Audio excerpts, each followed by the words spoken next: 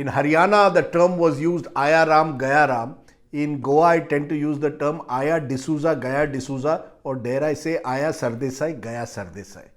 Guess what happens? Elections took place 6 months ago in Goa. The Congress had 11 MLAs in the 40-member assembly. The BJP got the majority with over 20 MLAs.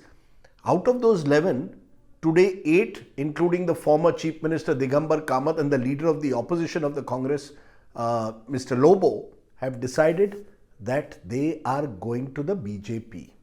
So there's a defection, a split, because 2/3 is needed for a split as per anti-defection law.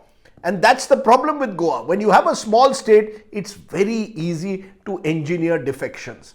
Every MLA, it seems, has a price. Retail defections take place. In the previous assembly, of the 17 Congress MLAs, 15 defected.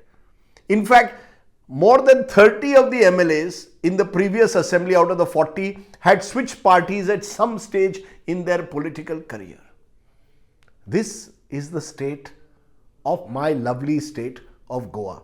The worst decade in a way was the 1990s. As many as 13 chief ministers came in the span of 10 years and were pulled down because of defections, some occupying the top chair for a mere 6 days like Ravi Naik, 18 days like Churchill Alemao. Why is this happening? The fact is that in small states, each individual MLA today is like a satrap.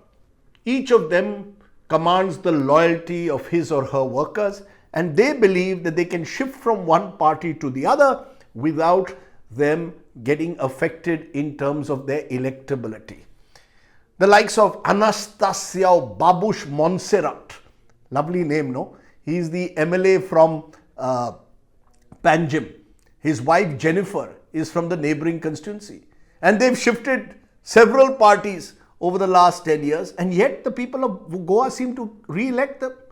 And I keep asking the question, here we talk about the immorality of defections, of getting elected on one party and then switching over to the other. So why aren't the voters affected? Why don't the voters vote out those who are repeated serial defectors? This is the question I ask, not just for Goa, but several other parts of the country, where defection seems to be rather rewarding. You can defect, give up your seat, as we've seen in states like Karnataka, and get re-elected.